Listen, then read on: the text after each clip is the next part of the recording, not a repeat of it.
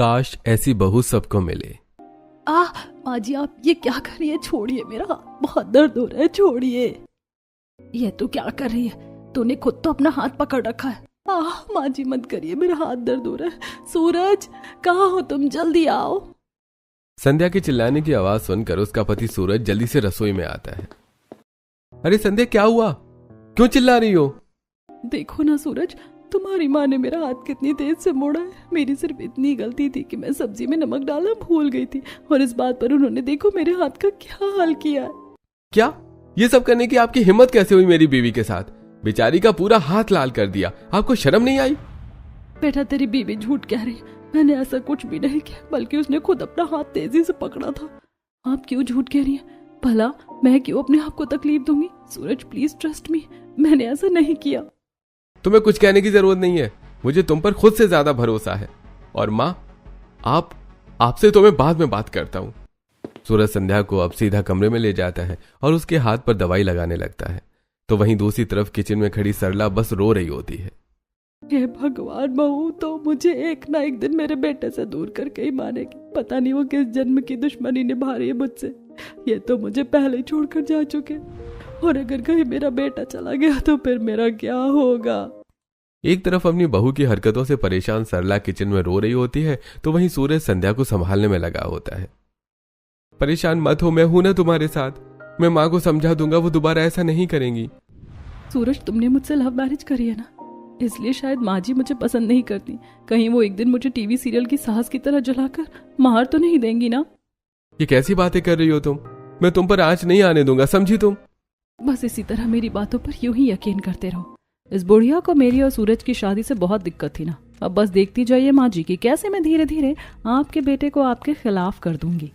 संध्या ये सब कुछ जानबूझकर कर रही थी ताकि सूरज पूरी तरह से अपनी माँ का साथ छोड़ दे। इसी तरह अब 1-2 दिन गुजर जाते हैं। सरला मार्केट में सब्जी लेने आई होती है कि तभी मार्केट में सरला के मोहल्ले की औरतें उसे देखकर, अरे ये तो वही है ना जो दिन रात अपनी बहू पर अत्याचार करती है। पता है कल दोपहर भी इसकी बहू की चिल्लाने की आवाज आ रही थी। पता नहीं बेचारी इसकी बहू ये सब कैसे बर्दाश्त कर रही है, वरना आजकल की बहू को देखा है, सास जरा सा चिल्ला क्या दे, बहू तो ससुराल छोड़कर मायके ही जाकर बैठ जाती है।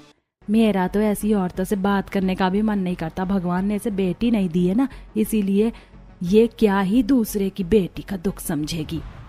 अपनी बहू की वजह से आस पड़ोस में भी सरला काफी ज्यादा बदनाम थी, लेकिन बेचारी अब क्या ही कर सकती थी। तो वहीं दूसरी तरफ सरला की बहन संगीता, जिसके बेटे की उम्र भी अब शादी लायक हो चुकी थी। अरे आप चाय भी पी लीजिए, ठंडी होने को आ गई है। जब देखो बस अखबार में ही लगे रहते हो, पता नहीं इन्हें कौन सा खजाना मिलता है इसे पढ़कर। अरे खजाने का तो पता नहीं, लेकिन देश भर की खबरें मिल जाती हैं। अब इसे ही देख लो, नमनपुर नाम के गांव में एक बहू ने अपने ही सास को मार के घर के पीछे दफना दिया, वो भी सिर्फ चंद पैसों के लिए। क्या जमाना आ गया है। हे भगवान, ये बहुएं तो जल्लाद से ज्यादा खतरनाक होती हैं। एक समय था जब सास बहू पर अत्याचार करती थी, और अब देखो बहुएं कैसे सास पर अत्याचार कर रही हैं। अरे तुमने वो गाना नहीं सुना, अपना टाइम आएगा? लगता है अब बहुओं का टाइम आ गया है, अब सास की बारी है बहू से बचने की। आप तो बस हर चीज का मजाक ही उड़ाते रहो, मुझे तो आपसे बात ही नहीं करनी है, मैं चली घर के काम करने। इतना कहकर संगीता चली जाती है और घर के सारे काम निपटा कर अपनी बहन सरला को कॉल करती है। कभी तू भी कॉल कर लिया कर, तुझे याद नहीं आती क्या मेरी? कैसी है? मैं ठीक हूँ, तेरी आवाज को क्या हुआ? कोई बात हुई है क्या? बता, मुझे परेशान सी लग रही है। क्या बताऊं सरला, मेरी बहू ने तो मेरा जीना हराम कर दिया है। रोज मेरे बेटे से मेरी चुगली करती है और मेरा बेटा भी सिर्फ उसी की बात सुनता है। तू मान भी तो गई थी अपने बेटे की लव मैरिज के लिए। बहुएं तो होती ही बुरी हैं, लेकिन कम से कम अरेंज मैरिज करके लाती तो थोड़ा उसके बारे में तुझे पता तो होता। मैं तो 100 रिश्ता देखने के बाद ही अपने बेटे के लिए कोई लड़की पसंद करूंगी जो सच में एक अच्छी बहू बने। अपनी बहन की बहू की हरकतों को सुनकर संगीता को बहू को लेकर और थोड़ी घबराहट शुरू हो जाती है। दरअसल आज के माहौल को देखकर संगीता बहू से काफी ज्यादा डरा करती थी। ऐसे ही कुछ समय गुजरता है। संगीता छत पर अपने गीले बालों को सुखा रही होती है कि तभी वो देखती है कि उसकी पड़ोसन नीलम एक पैर से लंगड़ाते हुए छत पर कपड़ों से भरी बाल्टी लेकर आई है और उन्हें सुखा रही है। ये देखकर संगीता, अरे नीलम, तुम्हारे पैर में क्या हुआ और ऐसी हालत में तुम छत पर कपड़े सुखाने आई हो? तुम्हारी बहू कहाँ है? संगीता, तुम्हें तो पता है मेरी बहू की आदत, इस वक्त वो कहाँ होगी? अपने दोस्तों के साथ घूम रही होगी। सोचा था बहू आएगी तो इस बुढ़ापे में थोड़ा सहारा मिल जाएगा, लेकिन मेरी बहू ने तो मुझे ही नौकरानी बनाकर रख दिया है। मेरा बेटा भी बस मेरी बहू के इशारों पर ही चलता रहता है। तुम्हें देखकर तो मुझे अपनी बहन की याद आ गई। वो भी बेचारी अपनी बहू से इतनी ही परेशान है, बस रोना आता है मुझे। पता है कल मैं बाथरूम साफ करते हुए फिसल कर गिर गई। मुझे उठाने की बजाय मेरे पर हंस रही थी। दर्द में भी घर के सारे काम करवा रही है मुझसे वो। कभी कभी तो ऐसा लगता है कि मैं अपने बेटे की शादी ही ना करवाऊं। अगर मेरी भी बहू ऐसी ही आ गई तो फिर क्या होगा। सही सोच रही हो तुम, अपने बेटे की शादी मत करवाना, वरना जो अभी सुकून से सांस ले रही हो ना, ये भी नहीं ले पाओगी। बहन के साथ साथ अपनी पड़ोसन नीलम का भी दुख देखकर संगीता को काफी ज्यादा बुरा लगता है। ऐसे ही हफ्ता भर गुजरता है। आज संगीता अपनी कुछ सहेलियों के साथ बाहर बाजार आई होती है। अब क्या बताऊं तुम लोगों को, मेरी बहू हो एक नंबर की आलसी है। घर का कोई काम नहीं करती, बस पूरा दिन फोन ही चलाती है। मेरी बहू के भी ऐसा ही हाल है। मेरे सामने तो चेरनी बन जाएगी और पति के सामने भीगी बिल्ली बन जाती है। मेरा बेटा वो तो कुत्ते की दुम की तरह बस उसके पीछे ही घूमता रहता है। कभी कभी तो लगता है उसको मैंने नहीं बल्कि उसकी पत्नी ने ही जन्म दिया है। बस बहुओं की ही बातें करती रहोगी। इतने समय के बाद मिल रहे हैं हम, कोई और बातें नहीं है क्या? तुम तो ऐसा बोलोगी ही, तुम्हारी बहू थोड़ी ना है। कल को जब तुम्हारी भी बहू आ जाएगी ना, तो तुम भी हमारी तरह अपनी बहू की बुराई करती फिरोगी। अपनी सहेलियों की बात सुनकर अब संगीता भी सोच में पड़ जाती है। तो वहीं शाम में जब संगीता बाजार से घर लौटती है तो अच्छा वो संगीता तुम आ गई। मैं कब से तुम्हारा इंतजार कर रहा था। पता है हमारे संजय के लिए एक अच्छे से घर सा रिश्ता आया है और कल हम वहीं देखने जा रहे हैं। अभी हमारे बेटे की उम्र ही क्या है, इतनी जल्दी शादी की क्या जरूरत है? देखिए मैं बहू लाने में कोई जल्दबाजी नहीं करना चाहती। कल को पता चले कि मेरा मेरी बहन और पड़ोसन जैसा ही हाल हो रहा है। बस तुम कुछ ज्यादा ही सोच रही हो, हर कोई एक जैसा नहीं होता। कमलेश के समझाने पर संगीता समझ जाती है और अब अगले दिन संगीता और कमलेश अपने बेटे संजय के लिए एक छाया नाम की लड़की का रिश्ता देखने के लिए जाते हैं। बहन जी आपकी लड़की को बुला दीजिए। आप लोगों से तो मिल लिए, अब आपकी बेटी से भी मिल लेते। बस वो आती होगी। ममता इतना बोल ही रही होती है कि तभी ममता की बेटी छाया एक वेस्टर्न ड्रेस पहनकर सबके सामने आती है और बिना किसी को नमस्ते करे ही सोफे पर बैठ जाती है। ये लीजिए आ गई मेरी बेटी। वैसे बेटा तुम क्या हमेशा इसी तरह के कपड़े पहनती हो? मेरा मतलब कि जब किसी लड़की का रिश्ता आता है तो लड़की सूट सलवार साड़ी पहनती है और तुमने इतने छोटे कपड़े पहने हैं। मैं एक मॉडल हूँ और मैं तो रोजमर्रा की जिंदगी में ऐसे ही कपड़े पहनती हूँ। शादी के बाद भी मुझे इसी तरह के कपड़े पहनने हैं। बेटा अब कपड़ों को लेकर हम क्या ही बोले, आजकल तो हर कोई ऐसे ही कपड़े पहनता है। वैसे तुम ये बताओ कि तुम्हारा परिवार को लेकर क्या ख्याल है? अंकल मुझे जॉइंट फैमिली में रहने का कोई शौक नहीं है, स्पेशली सास ससुर के साथ तो वो बहुत ट्रॉमेटाइज होते हैं। इसीलिए शादी के बाद तो मैं अपने हस्बैंड के साथ अकेले रहूंगी।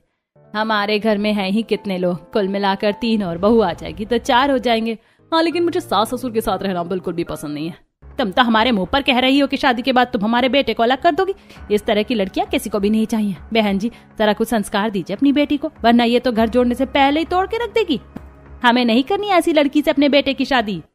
आज के जमाने में आप लोग क्या सती सावित्री जैसी बहू एक्सपेक्ट कर रहे हैं? अगर मिल जाए ना तो मेरा नाम बदल दीजिएगा। छाया की बात सुनकर संगीता और कमलेश अब वहां से चले जाते हैं और इसी तरह अब कुछ दिन गुजर जाते हैं और आज संगीता अपनी बहन सरला से मिलने के लिए उसके घर आई होती है और जैसे ही वो उसके घर पहुंचती है तो देखती है कि उसकी बहन सरला पट्टी बांधे हाथ के साथ पोछा लगा रही है। ये देखकर संगीता, अरे सरला ये क्या तुम्हारे हाथ में ये चोट कैसे लगी और ऐसी हालत में तुम पोछा क्यों लगा रही हो? संगीता तुम यहाँ ऐसे अचानक, बताया क्यों नहीं आने से पहले? संगीता फौरन सरला को उठाती और उसे सोफे पर बिठा देती है कि तभी वहां हैंडबैग लिए सरला की बहू संध्या आती है। मैं बाहर शॉपिंग के लिए जा रही हूँ, आने से पहले खाना बना देना, ठीक है? संध्या ये तुम्हारी सास है या कोई नौकरानी? तुम इस तरह से ऑर्डर कैसे दे रही हो? और तुम्हारी सास के हाथ में चोट लगी है और तुम हो कि बाहर शॉपिंग के लिए जा रही हो। पता है ऐसी हालत में मेरी बहन पोछा लगा रही थी। तो मैं इस घर की बहू हूँ, कोई नौकरानी नहीं। और अगर इतना ही तरस आ रहा है अपनी बहन पर तो इन्हें अपने घर ही ले जाइए, मुझे कोई दिक्कत नहीं है, ठीक है? इतना कहकर संध्या वहां से मुंह बनाकर चली जाती है जिसे देखकर संगीता, सरला तुम्हारी बहू तो सच में बहुत बुरी है। एक समय था जो हमारी सास के सामने हमारी चू नहीं निकलती थी और ये आजकल की बहुएं हैं। मुझे तो अब सच में अपने बेटे के लिए बहू नहीं लानी। अपनी आंखों के सामने ये चीज होता देखकर संगीता और ज्यादा घबराने लगती है। लेकिन उसे क्या पता था कि जिस चीज से वो आज इतना डरती आई थी वही चीज अब उसकी जिंदगी में एकदम से होने वाली थी। संगीता और कमलेश आराम से हॉल में बैठकर चाय पी रहे होते हैं। तभी उनका बेटा संजय वरमाला पहने अपनी गर्लफ्रेंड सोनम से शादी करके उसे घर ले आता है, जिसे देखकर संगीता और कमलेश, ये सब क्या है? ये कोई मजाक तो नहीं? तूने शादी कर ली? अरे इतनी भी क्या पड़ी थी तुझे शादी करने की? सोनम मेरी गर्लफ्रेंड है और मैं जानता था कि आप कभी भी मेरी लव मैरिज नहीं करवाती, इसलिए मैंने आज सोनम से मंदिर में शादी कर ली। माँ जी, पापा जी, हमें माफ करिएगा, लेकिन हम एक दूसरे से बहुत प्यार करते थे और हम एक दूसरे के बिना नहीं रह सकते थे। लेकिन आप फिक्र मत करिए, आपने जैसी सोची थी ना, मैं उससे भी अच्छी बहू बनकर दिखाऊंगी आप लोगों को। अरे अपना ये ढोंग बंद करो, मुझे पता नहीं है क्या बहुएं कैसी होती हैं। अभी जितनी बड़ी बड़ी बातें कर रही हो ना, कल को हम बुड्ढा बुड्ढी को जूते में पानी पिलाओगी। ये भगवान, अगर अरेंज मैरिज करती तो कम से कम बहू देख दिखा कर तो लाती, लेकिन ये तो खुद ही अपनी मर्जी से ले आया। अब क्या होगा हमारा? देखो संगीता, जो होना था सो हो गया। अब इस तरह परेशान होकर कोई फायदा नहीं है। अरे जो भी हो, बहू तो यही है हमारी, एक्सेप्ट तो करना ही होगा। बहू को लेकर संगीता पहले से ही काफी परेशान थी, लेकिन अब अपने बेटे की हरकत के बाद उसके दिल में डर बैठ गया था। अपने पति के समझाने पर संगीता सोनम को एक्सेप्ट तो कर लेती है, लेकिन काफी परेशान होती है। और अगले दिन सुबह 6 बजे, सुबह के 6 बज गए, अभी तक ये महारानी सो ही रही होंगी। देखना 10 बजे के पहले तो उठने से रही, ऊपर से लव मैरिज करके आई, तो इसके तो और नखरे ही होंगे। संगीता अपनी बहू के बारे में ये सब बोल रही होती है कि तभी संगीता की बहू सोनम हाथों में चाय की ट्रे लिए उसके कमरे में आती है, जिसे देखकर संगीता, अरे बहू, तू इस वक्त तो इतनी जल्दी उठ गई और हमारे लिए चाय बनाकर लाई है? माँ जी, वैसे तो मैं 5 बजे उठ जाती हूँ, लेकिन आज 10 मिनट लेट आंख खुली थी। ऊपर से तैयार होने में भी टाइम लग गया, वरना मैं चाय के साथ नाश्ता कमरे में ही लेकर आती। आप और पापा जी चाय पी लीजिए, मैं तब तक नाश्ता लगा देती हूँ। इतना कहकर सोनम चाय की ट्रे रखती है और सीधा किचन में जाकर नाश्ते की तैयारी करती है। तभी कमलेश भी उठ जाता है और ये देखकर, तुम तो खामखा बहू को लेकर इतना परेशान हो रही थी। कितनी संस्कारी बहू है हमारी, ऐसी होती है अच्छी बहुएं। अरे ये तो बस नाटक करिए, शादी का पहला दिन ही तो है, आगे आगे देखते जाइए। संगीता को अपनी बहू पर रत्ती भर भी विश्वास नहीं था। तो वहीं दूसरी तरफ सोनम किचन में तरह तरह के पकवान बनाती है। थोड़ी देर में सभी लोग नाश्ते के लिए डाइनिंग टेबल पर आ जाते हैं और जब सभी सोनम के हाथ का खाना खाते हैं तो, बहू सच सच बताओ, तुम्हारा कनेक्शन कहीं शेफ संजीव कुमार से तो नहीं है? कितना बढ़िया खाना बनाया है तुमने, मजा आ गया खाकर। पापा जी, मुझे खाना बनाना काफी पसंद है। मायके में भी मैं अक्सर अलग अलग तरह की चीजें बनाती रहती थी। माँ, अब तो आपकी रसोई से परमानेंट छुट्टी हो गई, अब आपकी बहू ही सब संभाल लेगी, आप आराम करना। हाँ, वो भी सिर्फ मुश्किल से 4 दिनों के लिए, उसके बाद तो मुझे भी ये नौकरानी की तरह ही ट्रीट करेगी। संगीता बस बाहर से अपनी बहू से खुश होने का दिखावा करती और मनी मन उसे काफी ज्यादा नापसंद करती है। इसी तरह हफ्ता भर गुजर जाता है। संगीता आराम से हॉल में सोफे पर बैठी होती है, तो वहीं सोनम आराम से झाड़ू लगा रही होती है, जिसे देखकर, अभी कितने शौक से घर के काम कर रही है, कुछ टाइम के बाद ये महारानी यहाँ सोफे पर बैठेंगी और मैं झाड़ू लगा रही हूँगी। संगीता इतना सोच ही रही होती है कि तभी उसकी पड़ोसन कौशल्या मिठाई लेकर संगीता के घर आती है, जिसे देखकर सोनम झाड़ू रखकर कौशल्या के पैर छूती है। जुग जुग जियो बहू। संगीता, तुम्हारी बहू की आदत तो अच्छी है, जब भी आओ पैर छूती है। अब ऐसे मैं ये मिठाई लेकर आई थी, वो हमने एक नया प्लॉट लिया है ना, उसी की है। चलो जल्दी से अपना मुंह खोलो। आंटी जी, माँ जी को शुगर है और उन्हें डॉक्टर ने मीठा खाने के लिए सख्त मना किया। आप बहुत प्यार से लाई हैं, लेकिन मेरे लिए उनकी सेहत बहुत इंपॉर्टेंट है और अभी तो उनकी दवाई का टाइम भी होने वाला है। बहू, तुम्हें तो अपनी सास की तबीयत की काफी फिक्र है और एक मेरी बहू है। साल भर से मेरे घुटने में दर्द है, लेकिन एक बार भी उसने इनका हाल नहीं पूछा। चलो अच्छा है, किसी की तो बहू अच्छी है। कौशल्या की मुंह से अपनी बहू की तारीफ सुनकर संगीता को अच्छा तो लगता है, लेकिन वो पुरानी चीजों को नहीं भूल पाती। इसी तरह कुछ दिन गुजरते हैं और आज मोहल्ले में एक बहुत बड़ा सत्संग होता है, जिसके लिए संगीता जब नीलम को बुलाने के लिए उसके घर आती है तो देखती है कि कम से कम आज तो ढंग के कपड़े पहन ले, इस तरह के कपड़ों में जाएगी तो सत्संग में लोग क्या कहेंगे? कम से कम इज्जत का तो सोच। आपकी इज्जत माय फुट, मैं कैसे भी कपड़े पहनूं, आप होती कौन है मुझे रोकने वाली? छोटे कपड़ों को लेकर मोनिका का अपनी सास को इस तरह जवाब देना संगीता को बिल्कुल भी अच्छा नहीं लगता। और जब वो थोड़ी देर बाद घर आती है तो देखती है कि उसकी खुद की बहू एक बड़े से बैग में ढेर सारे छोटे कपड़े तह बनाकर रख रही है। इतने सारे छोटे कपड़े जरूरी है इसके होंगे, अभी तक तो संस्कारी बने घूम रही थी, लगता है अब ये भी छोटे कपड़े पहनना शुरू करेगी। संगीता अब सीधा सोनम के कमरे में आती है। बहू, ये सारे कपड़े तेरे हैं, अब तू इन्हें पहना करेगी?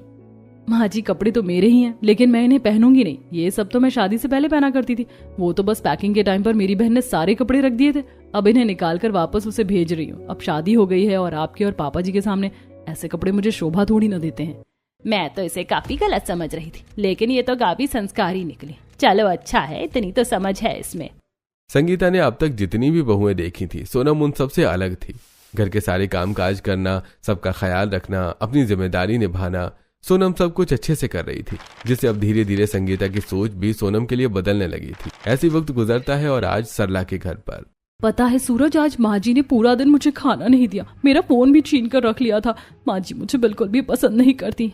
बहू और कितना झूठ बोलेगी, बस कर, कम से कम भगवान से तो डर। भगवान से डरने की जरूरत संध्या को नहीं, आपको है। सरला अपनी बहू से काफी ज्यादा परेशान हो जाती है और वो कॉल करके संगीता को सारी बात बताती है, जिसे सुनकर संगीता को भी उसके लिए काफी बुरा लगता है। तो वहीं थोड़ी देर बाद जब संजय ऑफिस से आता है तो आ गया बेटा तू ऑफिस से? मैं कब से तेरा इंतजार कर रही थी। खाना खाया तूने? और ये क्या परेशान सा लग रहा है? सब ठीक तो है? अरे आते ही सवालों की बारिश शुरू कर दिया, जरा सा चुप नहीं रह सकती क्या? ये पहली बार था कि संजय ने अपनी माँ से इस तरह बात की। संजय अपनी माँ को जवाब देकर सीधा कमरे में चला जाता है, जिसे देखकर सोनम अब संजय के पीछे पीछे आती है। ये क्या तमीज थी माँ जी से बात करने की?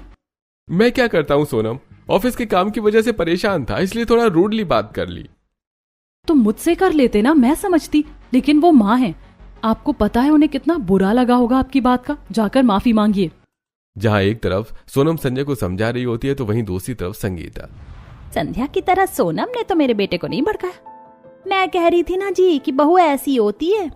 संगीता अपनी बहू को गलत समझ रही होती है कि तभी संजय आकर अपनी माँ से माफी मांगता है। माँ, मैं काम को लेकर थोड़ा परेशान था, इसलिए आपसे ऐसी बातें की। सोनम ने मुझे बहुत समझाया, तब जाकर मुझे एहसास हुआ। आज के बाद मैं कभी आपसे ऐसे बात नहीं करूंगा।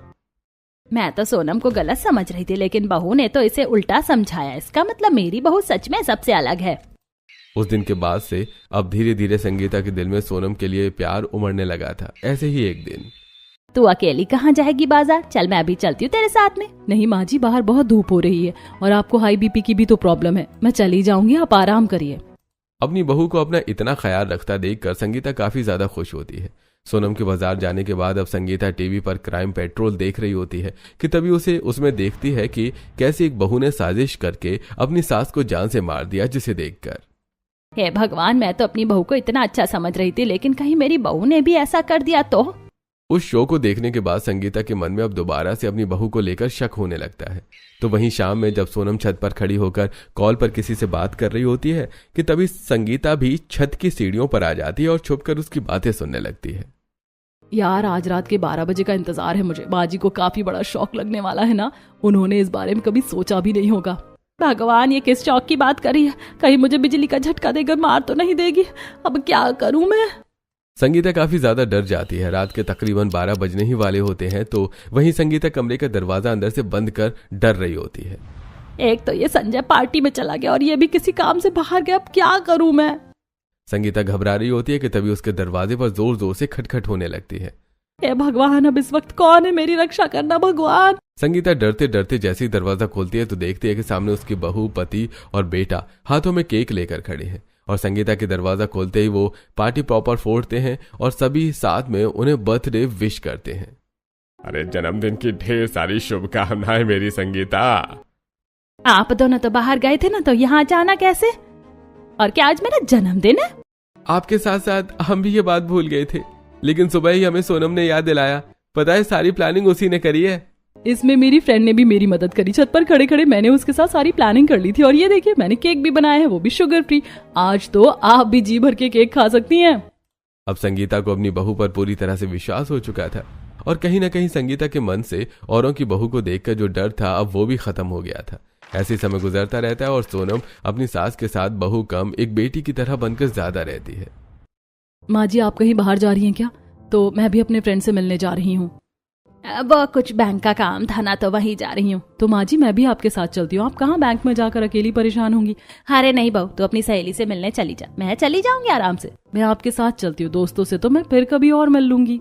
सोनम अपना प्लान कैंसिल करके अपनी सास के साथ बैंक जाती है और अब बैंक के बाद वो अपनी सास को एक बड़े से सैलून में ले जाती है। तुम मुझे यहाँ क्यों लेकर आई है? भला यहाँ मेरा क्या काम? धूप में घूमकर आपके सर में दर्द हो रहा होगा ना, इसीलिए मैं आपको यहाँ ले आई। यहाँ पर काफी अच्छा हेड मसाज होता है। सोनम अपने साथ साथ अपने सास का भी हेड मसाज करवाती है, जिससे दोनों को काफी रिलैक्स फील होता है। माँ जी, अच्छा लग रहा है ना? हाँ बहू, मुझे तो नींद सी आ रही है। बढ़िया जगह ले आई तू मुझे। दोनों सास बहू अब बिल्कुल सहेलियों की तरह रहने लगी थी। साथ घूमना फिरना, खाना बनाना, शॉपिंग करना, दोनों के बीच में सब कुछ काफी अच्छा चल रहा था। तो वहीं आज कुछ पड़ोस की औरतें संगीता की बुराई करने लगती हैं। अपनी बहू के आने के बाद ही संगीता कुछ ज्यादा ही मॉडर्न बन गई है। अरे उम्र देखकर ट्रीट करनी चाहिए, तो वही बात हो गई, बुढ़ी घोड़ी लाल लगाम। शीतल की ऐसी बातें वहां से गुजर रही सोनम सुन लेती है और वो गुस्से में शीतल के पास आकर, आपकी हिम्मत कैसे हुई मेरी सास के बारे में ऐसी बात करने की? वो सास नहीं माँ है मेरी। अगर आइंदा मैंने किसी के मुंह से अपनी सास की बुराई सुन ली ना तो मैं मुंह नोच लूंगी। सोनम की मोहल्ले की औरतों से लड़ने के बाद जब संगीता को पता चलती है तो वो कहीं न कहीं मन में काफी ज्यादा खुश होती है। इसी तरह वक्त गुजरता है और आज संगीता फिर से अपनी सहेलियों से मिलती है। अब तो तुम्हारी भी बहू आ गई है, कोई तुम्हारी भी बहू की बुराई है तो बता सकती हो। मेरी बहू तो हीरा हीरा, चिराग लेकर ढूंढोगे ना तब भी ऐसी बहू नहीं मिलेगी। काश सभी को ऐसी ही बहू मिले। ऐसी क्या बात है तुम्हारी बहू में, जरा हमें भी बताओ। संगीता अपनी सभी सहेलियों के सामने अपनी बहू की तारीफ करते नहीं रुकती। ऐसे ही और दिन गुजरते हैं और आज संगीता के रिश्तेदारों में किसी की शादी होती है, जिसमें संगीता के परिवार के साथ साथ सरला का परिवार भी आया होता है। तभी अचानक चलते चलते सरला का पैर मुड़ता है, जिससे उसकी चप्पल टूट जाती है और अब वो परेशान होने लगती है। बहू अब इसमें मेरी क्या गलती है कि मेरी चप्पल टूट गई? मुझे थोड़ा सा सहारा दे दे, खड़ा नहीं हुआ जा रहा है। तो जाकर कहीं बैठ जाइए ना, मैं आपकी कोई पर्सनल सर्वेंट नहीं हूँ। और किसने कहा था इस उम्र में ऊंची चप्पल पहनने के लिए? देखिए मैं यहाँ शादी एंजॉय करने आई हूँ और मुझे करने दीजिए। इतना कहकर संध्या अब लोगों के साथ जाकर डांस करने लगती है। तो वहीं बेचारी सरला अपनी टूटी चप्पल की वजह से काफी परेशान हो रही होती है कि तभी वहां सोनम आती है और अपने पैरों की चप्पल निकाल कर संगीता को देती है। आप मेरी चप्पल पहन लीजिए, मैं आपकी पहन लेती हूँ, वरना आप परेशान होती रहेंगी। नहीं बहू, यहाँ आसपास कोई मोची होगा, मैं उससे सिलवा लूंगी अपनी चप्पल। अरे नहीं मौसी जी, आप मेरी चप्पल पहन लीजिए, मैं तो टूटी चप्पल में भी कंफर्टेबल होकर चलूंगी। जो चीज सरला की बहू को करनी चाहिए थी वो चीज संगीता की बहू कर रही थी, जिसे देखकर सरला को काफी खुशी होती है और वो आंखों में आंसू लिए संगीता के पास आती है। संगीता, काश मुझे भी अगले जन्म में ऐसी बहू मिले। तुझे बहू नहीं, बहू के रूप में एक बेटी मिली है। अब क्या करूं सरला, पता नहीं मेरे कौन से अच्छे कर्म थे जो मुझे ऐसी बहू मिली। सरला भी अब बिल्कुल सोनम जैसी बहू पाने की इच्छा करने लगी थी, लेकिन उसकी किस्मत में तो संध्या जैसी बहू लिखी थी। सरला के साथ साथ अब पड़ोस में रहने वाली नीलम भी जब संगीता और सोनम को एक साथ इतना खुश देखती है तो मैं तो खामखा संगीता बहन के लिए परेशान होती थी कि कहीं उनको भी मेरी बहू जैसी बहू ना मिले, लेकिन देखो ये कितनी ज्यादा खुश है। भगवान करे इन सास बहू के रिश्ते में कभी कोई परेशानी ना आए। अब इसी तरह समय गुजरता रहता है। तो वहीं आज सरला के बेटे सूरज का प्रमोशन होता है, जिससे सरला काफी ज्यादा खुश होती है, लेकिन संध्या फौरन अपनी सास की खुशियों को भंग करना शुरू कर देती है। सुनिए जी, अब तो आपका प्रमोशन हो गया है और अब समय आ गया है कि हम भी अपने परिवार को आगे बढ़ाएं। तो क्यों ना हम छोटे से घर को छोड़कर मेरे पापा के पास चले। वैसे भी वो अकेले रहते हैं और मेरा इतना बड़ा घर है, वहां पर हम आराम से रह सकते हैं और वहां से आपको ऑफिस भी तो कितना पास है। ये तुम क्या कह रही हो बहू? और क्या बुराई है इस घर में? तेरे ससुर जी ने इस घर की एक एक ईंट अपने हाथों से लगाई थी और मैं तो उस छोटे से कमरे में रहती हूँ। 2 कमरा है तो सही तुम लोगों के लिए, एक में बच्चे रह लेंगे, और अगर तुम लोग चले गए तो फिर मेरा क्या होगा? आपको तो बस हमेशा अपनी पड़ी रहती है। सूरज जरा सोचो, अगर हम पापा के घर पर रहेंगे तो हमें कितना फायदा होगा। एक तो आलीशान घर रहने को मिलेगा और ऊपर से क्या पता पापा तुम्हें अपने बिजनेस में शामिल कर ले, फिर तुम्हें इस तरह की छोटी मोटी नौकरी करने की कोई जरूरत नहीं है। वैसे माँ संध्या कह तो ठीक रही है, और आप फिक्र मत करिए, मैं यहाँ एक नौकरानी लगवा दूंगा जो घर के सारे कामकाज कर लेगी और हर महीने आपको पैसे भी भिजवाता रहूंगा। और संध्या का घर यहाँ से है ही कितनी दूर, आप आती रहना उससे मिलने के लिए। मुझे बेटा पैसे नहीं चाहिए, बस तू चाहिए। मैं तेरे बिना कैसे रहूंगी अकेले, तो मैं पागल हो जाऊंगी। बेटा मत जा, मैं तेरी इतनी तनख्वाह में भी खुश हूँ। जब तक मैं जिंदा हूँ तब तक तुम मुझे छोड़कर मत जाओ। आप तो हद करती है माँ, माँ बाप अपने बच्चों के लिए क्या क्या नहीं कर जाते और आप इन्हें थोड़ी दूर जाने नहीं दे रही।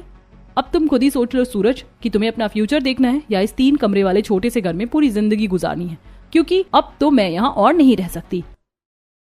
इतना काफी था मेरे लिए सूरज को भड़काना। मेरी प्रॉपर्टी बिजनेस को देख सूरज आराम से मेरे साथ मेरे मायके चलेगा और इस बुढ़िया से मुझे हमेशा हमेशा के लिए छुटकारा मिल जाएगा। संध्या ने जैसा सोचा था सूरज बिल्कुल वैसा ही करता है और हफ्ते भर के अंदर ही सूरज संध्या के साथ उसके मायके जाकर शिफ्ट हो जाता है और बेचारी सरला काफी अकेले पड़ जाती है। और जब इस बारे में संगीता को पता चलता है तो तू परेशान मत हो, मैं कल आऊंगी तुझसे मिलने के लिए। मैं बात करूंगी सूरज से, तू देखना वो मेरी बात जरूर मान जाएगा। अगर उसे माननी होती तो कब का मान जाता। अब मेरा बेटा मेरा नहीं रहा, पता नहीं बाकी का बच्चा जीवन में अकेले कैसे गुजारूंगी। संगीता से बिल्कुल भी अपनी बहन का दुख देखा नहीं जा रहा था, लेकिन वो भी क्या ही करती। इसी तरह 1-2 दिन गुजरते हैं और आज संजय को भी उसके ऑफिस से एक बड़ा प्रमोशन मिलता है। अरे मैंने सोचा नहीं था कि मुझे इतनी जल्दी इतना बड़ा प्रमोशन मिलेगा, लेकिन पापा बस एक छोटी सी प्रॉब्लम है, मुझे काम के लिए दूसरे शहर शिफ्ट होना पड़ेगा। लेकिन आप फिक्र मत करिए, मैं महीने में 1 से 2 बार आपसे आकर मिलता रहूंगा और सोनम भी आपको डेली कॉल कर लिया करेगी। अगर तू और बहू दूसरे शहर चले जाएंगे तो हम तो यहाँ अकेले रह जाएंगे, हमारी तो कोई और औलाद भी नहीं है। अरे लेकिन पापा मैं प्रमोशन को भी तो नहीं छोड़ सकता ना, अब ये मेरी मेहनत का नतीजा है। अब क्या फायदा कि मैं इस प्रमोशन को ही ना लूं, फिर तो मेरी पढ़ाई, मेरी मेहनत सब कुछ बर्बाद हो जाएगा। संजय की बात सुनकर संगीता काफी ज्यादा परेशान हो जाती है और उसे सरला की याद आने लगती है। तो वहीं जब सोनम को इस बारे में पता चलता है तो मैं आपके प्रमोशन से काफी ज्यादा खुश हूँ और भगवान करे आपको हमेशा सक्सेस मिलती रहे, लेकिन इस तरह माँ जी और पापा जी को छोड़कर जाना भी तो सही नहीं है। आप वहाँ अकेले नहीं रह पाएंगे और मैं माँ जी पापा जी को छोड़ नहीं सकती। तो फिर मेरे प्रमोशन का क्या? इससे मेरी सैलरी डबल हो जाएगी और फिर तुम्हारी जितनी भी ख्वाहिशें होंगी ना, मैं सब पूरी कर दूंगा। मेरी कोई ख्वाहिश नहीं है, मैं तो बस अपने परिवार के साथ रहना चाहती हूँ। आप इस वक्त मेरा नहीं बल्कि माँ जी और पापा जी का सोचिए, वो अकेले रह जाएंगे और भगवान ना करे पीठ पीछे कोई मुसीबत आ पड़ी तो फिर क्या करेंगे। सोनम के बार बार समझाने पर संजय उसकी बात को समझ जाता है। तो वहीं उनके कमरे के बाहर खड़ी संगीता उनकी सारी बातें सुन रही होती है। मैंने सच में हर कदम पर अपनी बहू को कितना गलत माना था, लेकिन मेरी बहू सच में बहुत अच्छी है। हे भगवान, अगर अगला जन्म होता है तो मुझे हर जन्म में ऐसी ही बहू देना, और मुझे ही क्यों, काश हर किसी को ऐसी ही बहू मिले। इसी तरह 2-4 दिन गुजर जाते हैं। संगीता के पड़ोस में रहने वाली नीलम अब अपनी बहू से काफी परेशान हो चुकी थी। उसका बेटा भी सिर्फ उसकी बहू के कहने पर ही चलता था, इसलिए अब वो एक बहुत बड़ा फैसला लेती है और सब कुछ छोड़ छाड़ कर वृंदावन जाने की तैयारी कर लेती है। मुझे तुम्हारी बहुत याद आएगी, मैं जब वृंदावन आऊंगी ना तो तुमसे जरूर मिलूंगी। मुझे भी तुम्हारी बहुत याद आएगी, कम से कम अब जीवन के आखिरी कुछ पल तो मैं सुकून से गुजारूं। नीलम अब वृंदावन के लिए चली जाती है। तो वहीं नीलम से मिल संगीता घर आती है और हॉल में बैठकर माला जप रही होती है कि तभी वो देखती है कि सोनम उसकी बहन सरला के साथ आई है और उसके हाथ में कपड़ों का एक बैग भी है, जिसे देखकर संगीता, सरला तुम? मैं मौसी जी को हमेशा हमेशा के लिए यहाँ लेकर आ गई हूँ। आपको उनकी कितनी फिक्र होती थी और मौसी जी का इस उम्र में भी अकेले रहना सही नहीं था, इसीलिए अब से मौसी जी यहीं रहेंगी। मैंने सोनम बहू को काफी समझा, लेकिन उसने मेरी एक नहीं सुनी। काश भगवान भी मुझे भी ऐसी ही बहू देता। संगीता तो सच में काफी किस्मत वाली है। संगीता अपनी बहन के साथ रहने लगती है। तो वहीं सोनम बिल्कुल अपनी सास की तरह सरला का भी ध्यान रखती है। इसी तरह अब कुछ दिन गुजर जाते हैं। तो वहीं अब सूरज और संध्या की आए दिन लड़ाई होने लगी थी। मैं तो जाऊंगी पार्टी में, समझे? तुम होते कौन हो मुझे तुम रोकने वाले? माँ तुम्हारे बारे में सही कह दी थी, तुम्हारी वजह से मैंने अपनी माँ को छोड़ा और यहाँ आ गया, और तुम हो कि मैं वापस जा रहा हूँ। अगर तुम्हें मेरे साथ रहना है तो तुम्हें भी वहीं आना होगा। सूरज अब संध्या का मायका छोड़कर वापस अपने घर आता है। आसपास के लोगों से उसे पता चलता है कि उसकी माँ उसकी मौसी के घर पर है, जिसे सुनकर सूरज आंखों में आंसू लिए अब अपनी मौसी के घर पर आता है और अपनी माँ के पैरों में गिरकर माफी मांगने लगता है।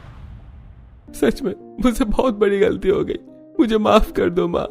मैं जानती थी कि एक दिन तुझे अपनी गलती का एहसास जरूर होगा बेटा, मैंने तो तुझे कब का माफ कर दिया था। देखा भैया, एक माँ का दिल कितना नर्म होता है। अपने बच्चों की कितनी बड़ी से बड़ी गलती पर भी वो उन्हें कितनी आसानी से माफ कर देती है। और जब तो जैसी बहू हो ना, वहाँ तो कोई एक दूसरे से जुदा हो ही नहीं सकता। संगीता की बात सुनकर सभी मुस्कुराते हैं और अब सूरज अपनी माँ को लेकर वापस घर चला जाता है। तो वहीं अब मजबूरन संध्या को भी सूरज के पास वापस आना पड़ता है और अब सूरज अपनी माँ के कहने पर चलता है, जिससे सरला के हाथ संध्या की लगाम आ जाती है और वो अपनी बहू को कंट्रोल में रखती है। तो वहीं दूसरी तरफ अब संगीता भी अपनी बहू के साथ हंसी खुशी रहती है।